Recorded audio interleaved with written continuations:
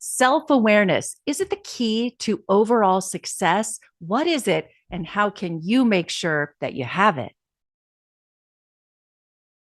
Hi, everyone. It's Natalie. How are you? Thank you so much for being here. And if I haven't said it before, I applaud you for taking the 20 minutes to improve yourself by listening to this podcast. It is such an honor to have you tune in and share what you learn with your friends and your family. After reporting on health issues for major TV stations across the US for more than 2 decades, this podcast is the way I hope to continue to bless you and your family with health and wellness topics. Today, I'm talking to international best-selling author, TEDx speaker, and success coach L. Carol Scott.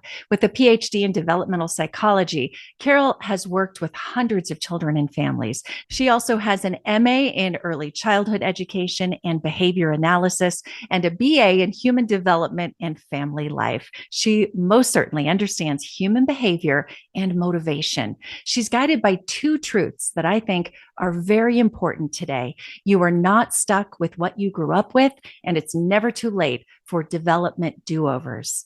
Listen today as we talk about the importance of self-awareness in early childhood development, common mistakes parents make, technology and how it impacts us, and yet still helps us, teaching critical thinking to kids, and our continual need to think this way as adults.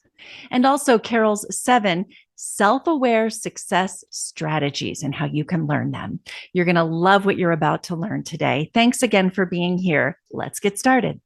Dr. Scott, good to have you on the podcast. I want to go right into this concept of self-awareness. What is it? I mean, we know kind of at a high level what self-awareness is, but why is it so important? Why have you spent so much time on this?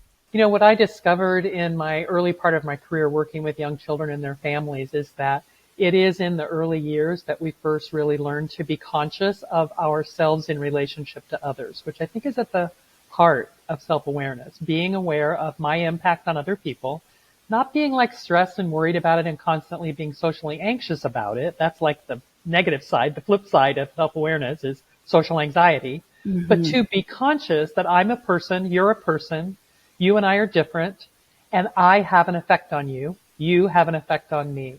And so what I've discovered, I think over my whole career now, is that that's a pretty essential understanding that we need to, if we didn't get it from, birth to 7, when it was kind of ready for us, then it's time to get it sometime later, because that's essential to healthy relationships for adults.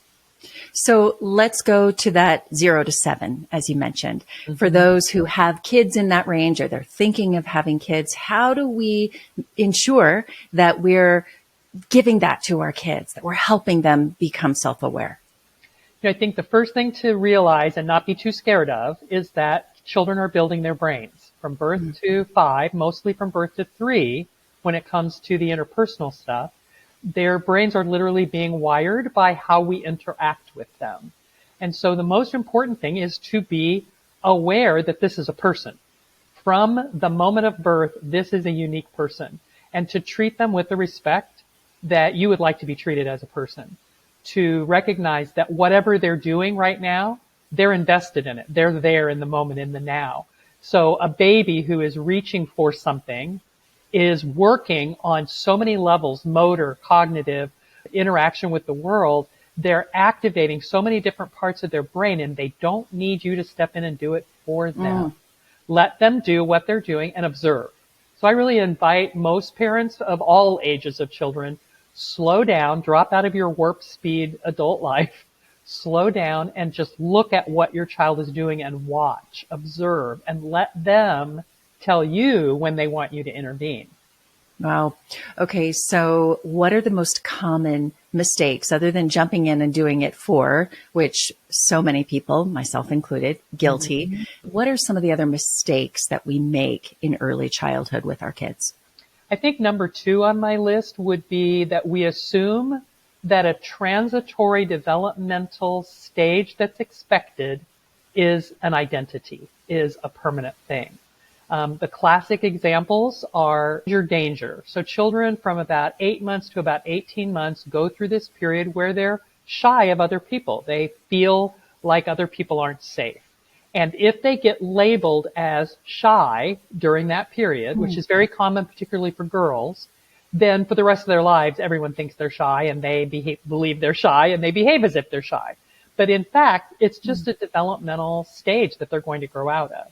And the second one is the toddler, the 18-month to 30-ish month old child who is basically a wild animal.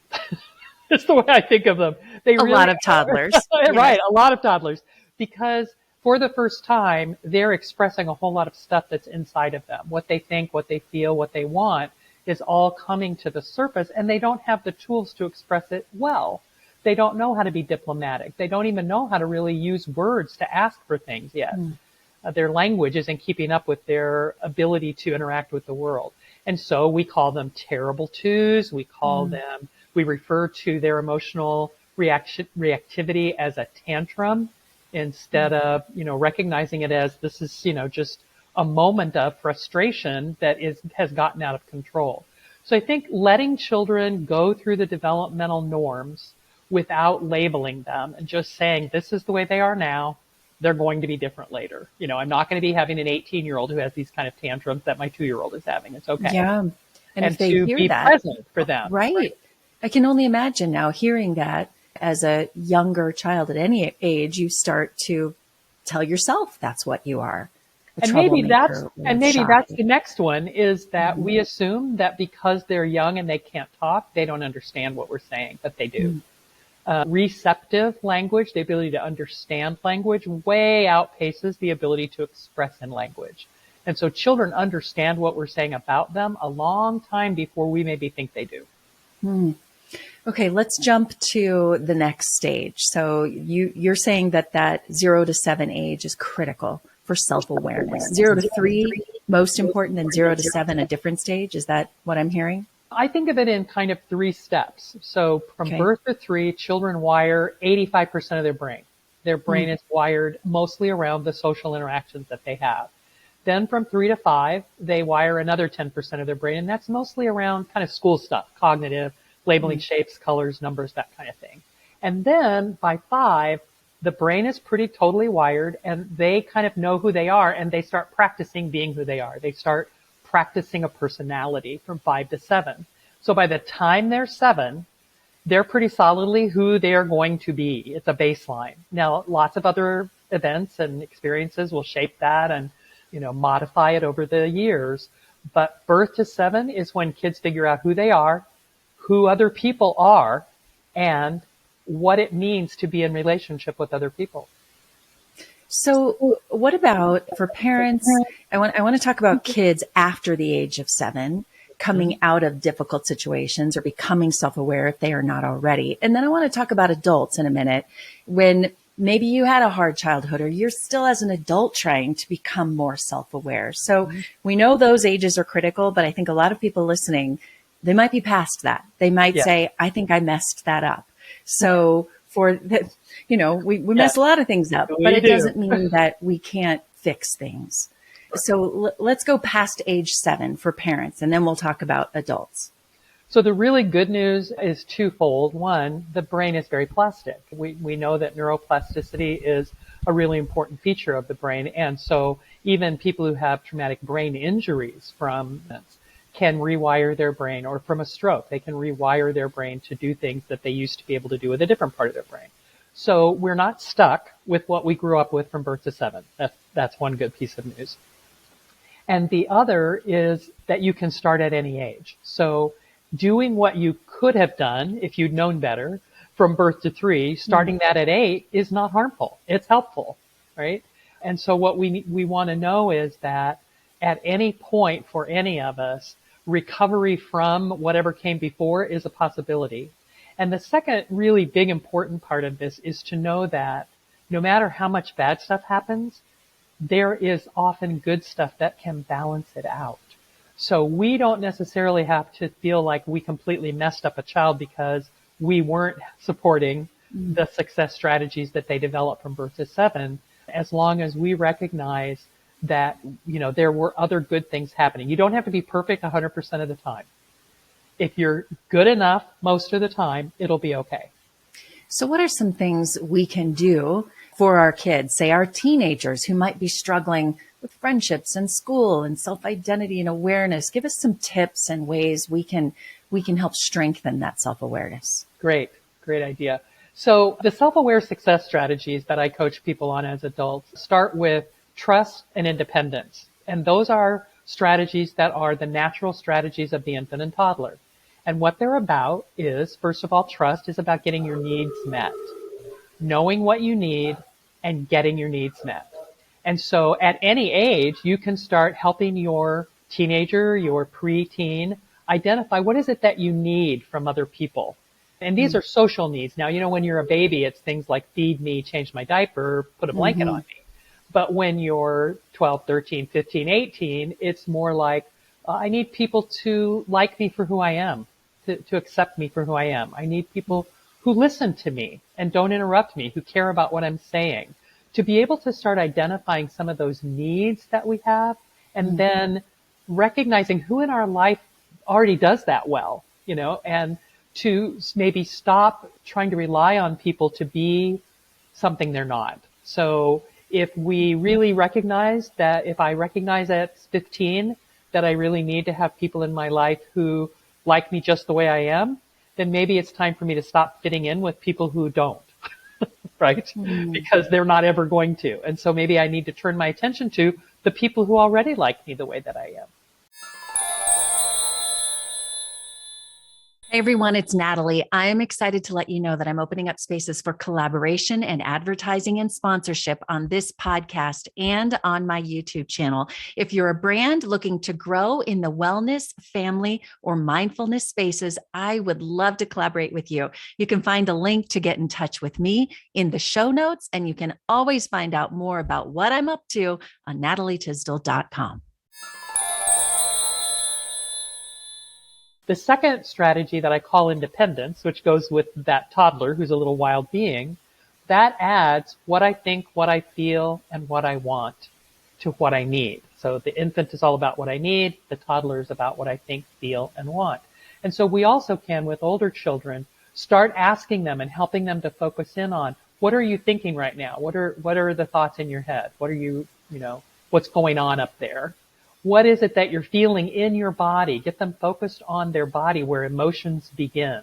We tend to cognitize, I think is a good word for it, our emotions, and talk about them as if they happen in our brains, but they don't. They start in our body. So when you're upset, when you're angry, when you're sad, you first feel the signs of that in your digestive system, in your heart rate, in your respiration, in your suddenly dry mouth or your suddenly wet palms.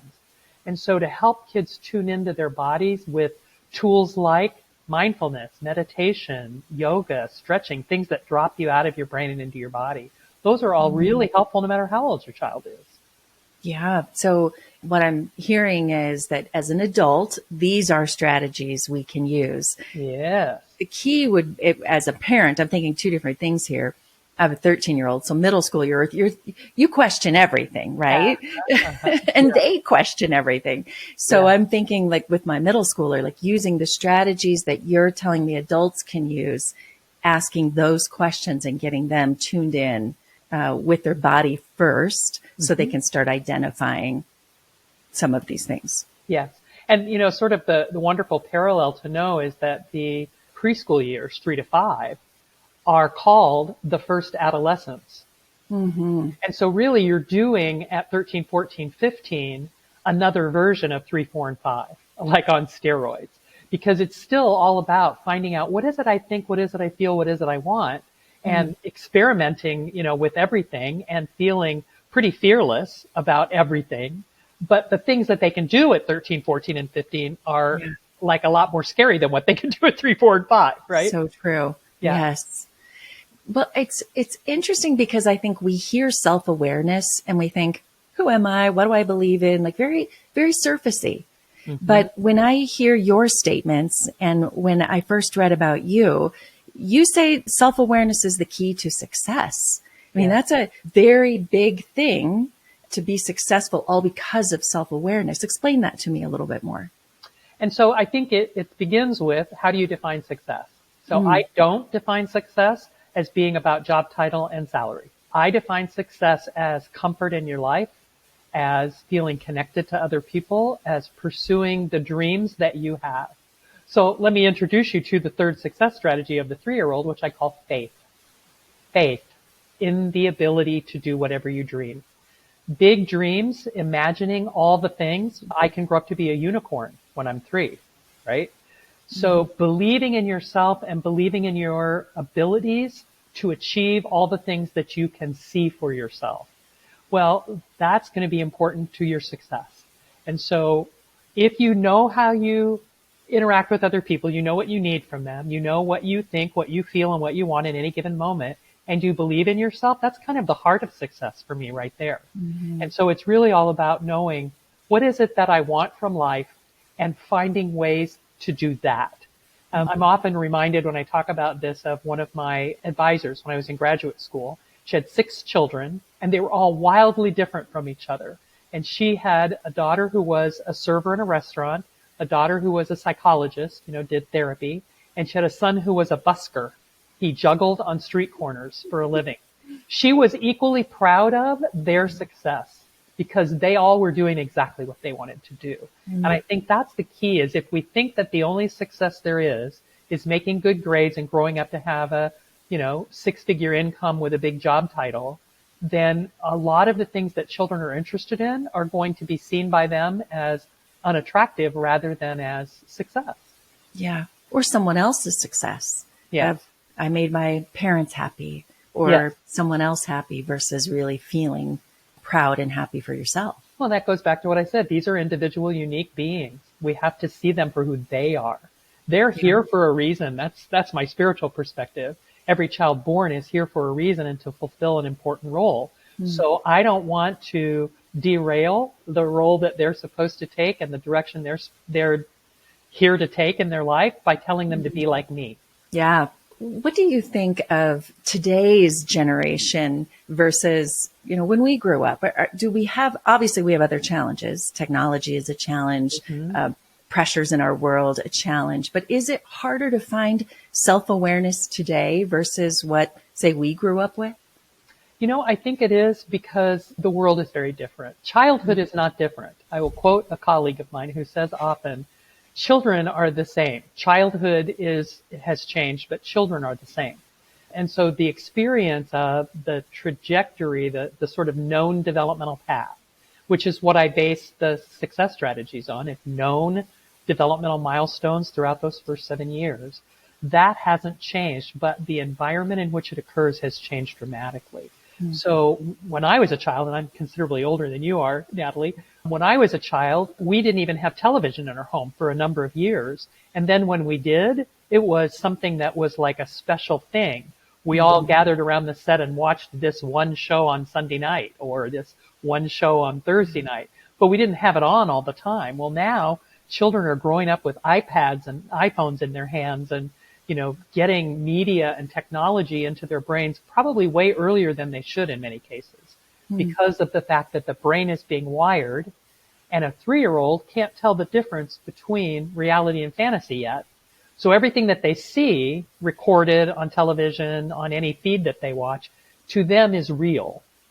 They believe everything they see could really happen. And, those things are highly edited and made to look like something that isn't completely impossible, and people Photoshop their images, so I think we have to be pretty careful about our decisions about letting children be exposed to media too young, but also just to know the developmental milestones and the trajectory of development is what it is, no matter what environment it happens in. Yeah.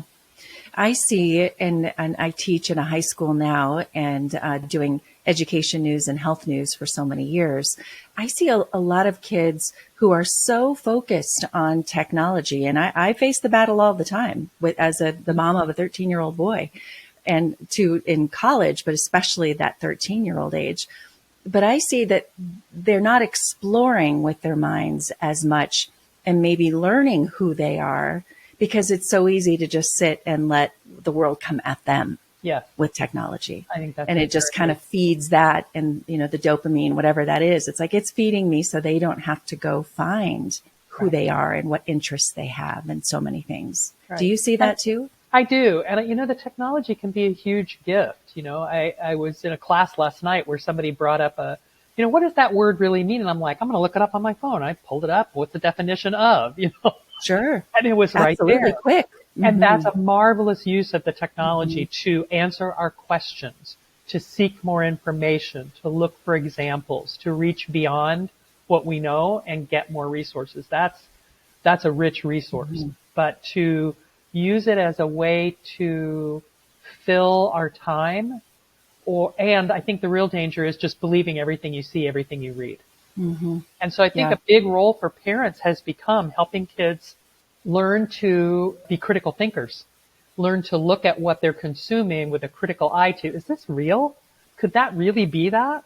Yeah, that's a great point. And for us too, in some way, we don't want to lose that critical thinking that perhaps we were fortunate enough to grow up with a little bit more than today's kids. Yeah.